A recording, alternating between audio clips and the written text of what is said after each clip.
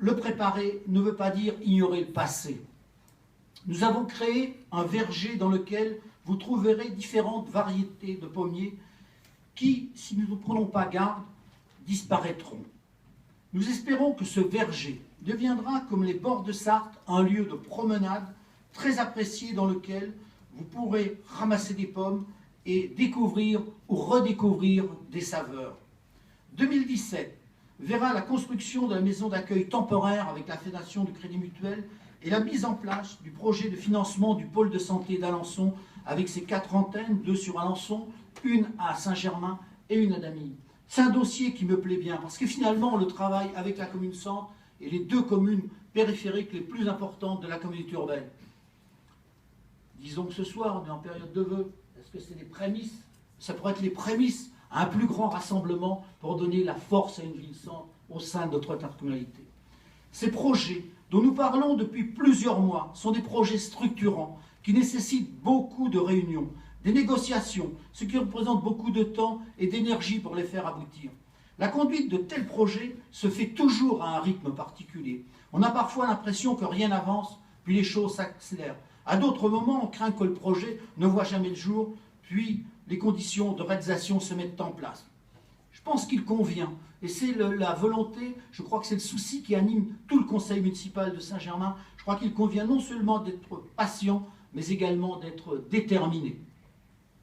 La deuxième partie du lotissement de la Gravelle s'ouvrira également cette année. C'est un lotissement qui a commencé depuis de longues dates, et en 2010, lors du Grenelle 2 de l'environnement, la seconde partie a été complètement annihilée. Il a fallu retravailler avec la famille Beignet, le promoteur, revoir comment on allait pouvoir compenser les zones humides.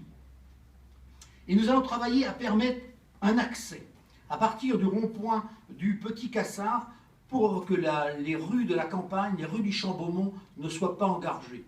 Donc là encore, nous devrons faire preuve de ténacité. Nous avons commencé à travailler avec les services de la communauté urbaine.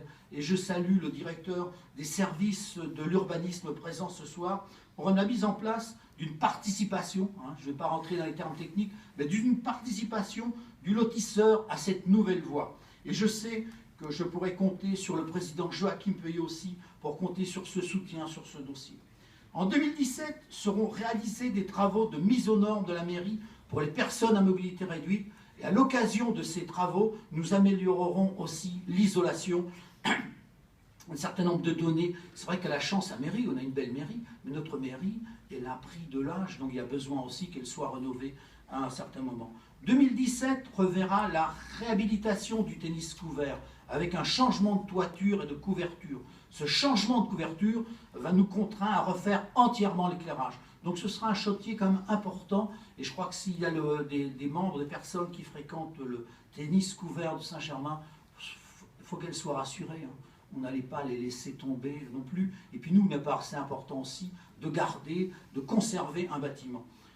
En 2017, nous avons prévu de nouveaux achats, en l'occurrence une tondeuse de très grande facture qui apportera une plus grande qualité et une plus grande efficacité. Et puis, on le voit, 2017, on souhaite, sera mise en œuvre, je pense, la borne électrique pour la recharge des véhicules. Elle a été réalisée, elle est à côté, voilà. Donc c'est un dispositif qui a été mis en place avec le SE 61, syndicat d'édification de l'Orne, voilà. En fin d'année 2017, nous souhaitons réellement, et nous y travaillons, que le premier lot d'habitation recevra la fibre optique. L'an passé, on avait parlé, le travail se met en place, beaucoup d'éléments sont mis en place, un travail structurant. Je pense aussi qu'au sein de la communauté urbaine d'Amy a pris un peu de retard, voilà.